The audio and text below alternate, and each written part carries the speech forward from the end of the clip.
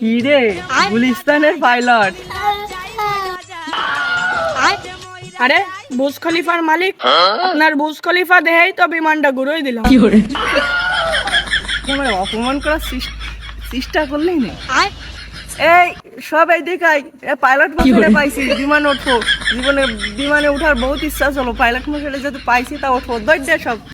আরে পাইলট মশাই, আরে ঠিকই বুঝাইনি। বিমান জন্য কিনে ফেলাইতে, চলে চা খেয়ে আসি।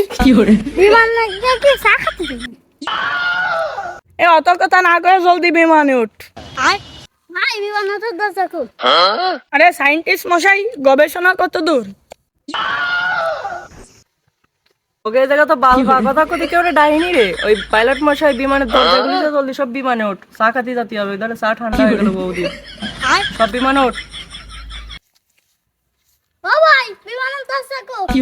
আরে তোরা এত শিক্ষিত লোক, তা প্লেনের দরজা খুলতে পারছিস না? আরে সবই তো দরজা। বললাম ভাই, আরে সব সিট বেল্ট লাগাইছিস, তা টান দিলাম।